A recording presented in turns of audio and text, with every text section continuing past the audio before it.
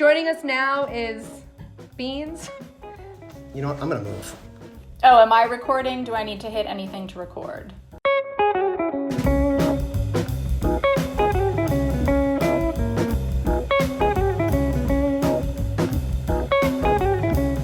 Oh my God, do I believe in writer's block? Yes. I feel like I have writer's block every day. I think a lot of it is your own brain being scared of somebody telling you you did this wrong. This past, 2 weeks of quarantine, most of the days were just me wishing I wanted to write, but just not being able to. I believe that if somebody tells me that they're not able to break through something, that's a real thing, sure. When I don't know where I'm going, it's like getting in a car and realizing you have no destination. I have definitely had days/weeks/months where it feels very much like I have writer's block. I'm trying to not swear because even thinking about writer's block stresses me out. Writer's block is a pervasive issue. It goes by many names, but my belief is that writer's block really is just laziness and procrastination in disguise. It's more like writer's wall. You just have to climb over it. Like baristas don't get barista's block, nurses don't get nurse's block. I know what laziness is. I'll tell you the truth. My feeling about writer's block is probably not going to make me very popular, but the truth is I don't really believe it. I know there are times when it's difficult to write, when it's hard for me to feel productive. Usually that's my own damn fault. It's not that I don't have any ideas. It's that I don't want to have any ideas. I would just rather watch Netflix. I am currently having writer's block on a book that I have supposedly been writing for 4 years.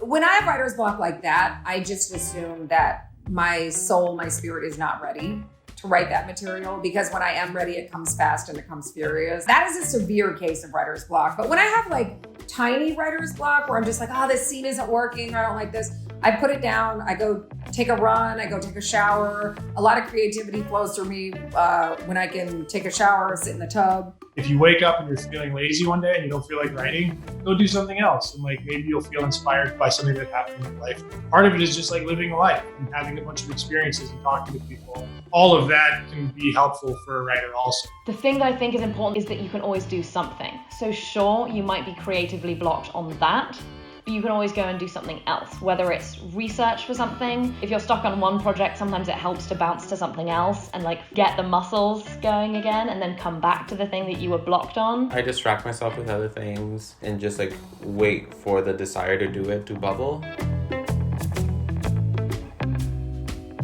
For me, it's about making choices to create a productive environment, which doesn't mean I always do that. I fail at that a lot. I say no to a lot of things in order to be a productive writer. Most of the people in my life know that if I'm on a first draft, they won't see me.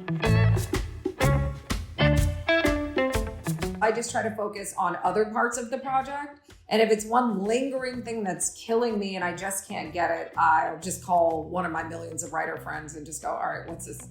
Talk to me about why this doesn't work. I don't even want a solution. Just tell me what's wrong. I use my colleagues. I use our room as a sense of, they're your collaborators. That's what it's there for. The great gift of television is that you're able to start off with a team of people, and then you go off and write on your own. You can still call on those team of people when you get stuck. All I can do to the best of my abilities is if I'm their showrunner, that I would try to find a way in which I could help guide them through that process. Let's talk about it, because I find that the more you talk about it, the more you can unlock some of those things.